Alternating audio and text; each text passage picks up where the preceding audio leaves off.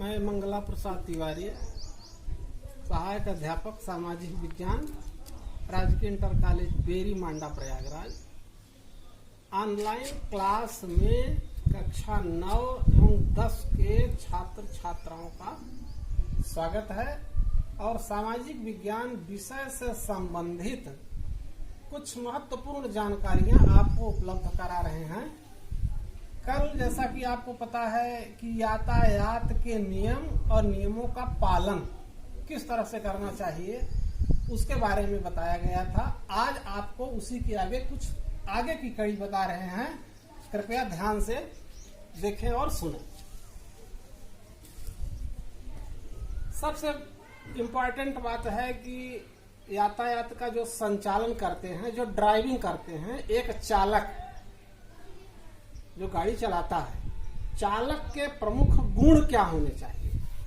तो चालक के प्रमुख गुण मुख्य रूप से 3 प्रकार के होने चाहिए। पहला है पूर्वानुमान,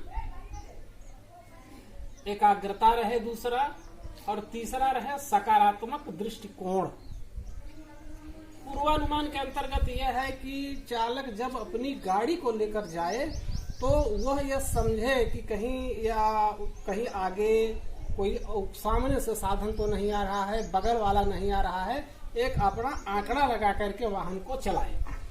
एकाग्रता का मतलब यह रहता है कि वो एकाग्र चित्त से गाड़ी को चलाए, जैसे धूम्रपान न करे, शराब वगैरह न पिए रहे, या रास्ते में अपना तंबाकू न खाए, कुछ भी न करके एकाग्र मन से गाड़ी को चलाए। सकारात्मक दृष्टिकोण, पास पड़ोस चलने वाले, आमने सामने चलने वाले या आपके सामने चलने वाले जो लोग हैं उनके प्रति सकारात्मक दृष्टिकोण रहे कि हम ऐसा चलाएं कि वो दूसरा कोई प्रभावित ना हो।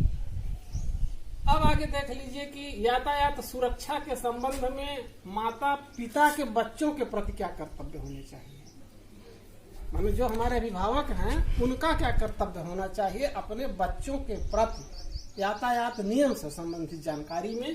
पहला है, प्रत्येक माता पिता और अभिभावकों का यह परम कर्तव्य है कि अपने बच्चों को वाहन चलाने की प्रेरणा न दें। दूसरा रहेगा कि छोटे बच्चे जो हैं वो गली मोहल्ले में उनके लिए छोटी साइकिल की व्यवस्था दी जा सकती है। तीसरे में है, हर प्रकार के वाहन भली भांति सीखने के पश्चात 18 वर्ष से ऊपर की आयु के बच्चों को, 18 वर्ष से ऊपर की आयु के लोगों को साधन दिया जा सकता है, लेकिन उनको भी इस शर्त पर कि वे यातायात के नियमों का पालन करते हुए संचालन करेंगे। अगला नंबर है कि गाड़ी ले जाने से पहले यह देख लें कि वाहन बिल्कुल ठीक ठाक हो, कहीं आपको दिक्कत न करे। अगला नंबर यह है कि बहुत आवश्यकता पड़ने पर ही भीड़ भाड़ वाले इलाकों में उनको जाने दें। यदि आवश्यकता बहुत नहीं पड़ रही है तो उनको भीड़ भाड़ इलाकों में जाने की अनुमति न दें। अब आपको आगे बताते हैं कि यातायात का संकेत, जैसे सड़क पर आप देखते होंगे कि यातायात के कुछ संकेत बने होते हैं। कुछ तो लिखित संकेत बने रहते हैं और कुछ चित्र के रूप में बने हैं। संकेत 2 प्रकार के हैं, एक लिखित है और एक चित्र के रूप में है। लिखित संकेत में जैसे देखिए मील का पत्थर गड़ा रहता है, जैसे होता नहीं, 1-1 किलोमीटर की दूरी पर लिखा रहता है कि यहाँ जाएंगे, यहाँ लिखा है इतना किलोमीटर वहां पहुंचने के लिए, फिर आगे जाएंगे उतना किलोमीटर, उसको मील का पत्थर बोलते हैं। कहीं आप देखेंगे सड़क पर दोनों ओर या सड़क के एक तरफ यातायात के नियम बोर्ड में लिखे होते हैं और उन नियमों का भी हमको कड़ाई से पालन करना चाहिए, वो हमारे लिए हितकर होते हैं। लिखित में यह हो गया। और चित्र संकेत में थोड़ा सा चित्र संकेत को बारीकी से समझिए कि कहीं कहीं आप जा रहे हैं, देखो बोर्ड में बना हुआ है चित्र, कहीं टर्निंग है, कहीं कुछ है, उसके बारे में जानकारी ले लीजिए।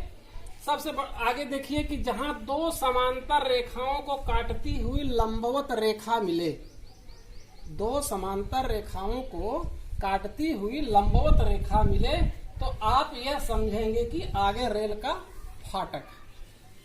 ठीक है ना? दो समांतर रेखाओं को काटती हुई लंबवत रेखा मिलती है तो आप क्या आंकड़ा लगाएंगे कि आगे रेल का फाटक। दूसरा है एन सीधा। अगर एन बना हुआ है, कहीं बोर्ड पर एन बना है और सीधा एन बना है, तो आगे आप समझेंगे कि आगे सड़क दाईं ओर मुड़ती है। एन को देखेंगे सीधा एन, आगे सड़क दाहिने मुड़ेगी। एन उल्टा एन मिलेगा तो समझ लेंगे कि सड़क बाईं ओर मुड़ेगी। फिर ए उल्टी वी दाईं रेखा को नीचे काटे, वी को दाईं रेखा को नीचे अगर काटे तो क्या समझेंगे? दाईं तरफ मोड़ है। ए उल्टी वी बाईं ओर की रेखा से अगर काटता है तो आप समझेंगे कि बाईं ओर मोड़ है। आयताकार प्लेट में चौड़ा वृत्त बना हो, आयताकार प्लेट में चौड़ा वृत्त बना है तो ये समझ लीजिए कि आगे सड़क बंद है। आपको बड़े सावधानी से वहां रुक जाना है। फिर उल्टी 7वां नंबर है उल्टी 7 क्षैतिज भाग दाईं ओर का। उल्टी 7 क्षैतिज भाग दाईं ओर का, तो इसमें समझेंगे कि आगे दाईं ओर मार्ग मुड़ता है। आगे जाएंगे तो दाईं ओर को मार्ग मुड़ता है। यह आपको हमने संकेत के बारे में बता दिया। लिखित संकेत और चित्रों का संकेत, अभिभावकों को अपने बच्चों को सुझाव देने का क्या ये निर्देश है। अभिभावकों को चाहिए कि अपने बच्चों को कैसे यातायात के बारे में जागरूक करें। ये इतनी जानकारी आपको दे रहे हैं आज। उसके बाद अगला प्रकरण फिर अगले दिन, इसका बखूबी अध्ययन कर लीजिए, क्योंकि यह हमारे आपके जीवन में सुखमय मार्ग प्रशस्त करता है। और हमेशा अपने घर में, पास पड़ोस में स्वच्छता का वातावरण बनाइए और महामारी से पूर्ण रूप से बचें और अनावश्यक रूप से कहीं बाहर न निकलें। अपने घर पर हमेशा रहें, पढ़ाई करें। जो नहीं आ रहा है समझ में, उसको इसी ऑनलाइन के माध्यम से अपने अपने विषय टीचर से पूछें। धन्यवाद।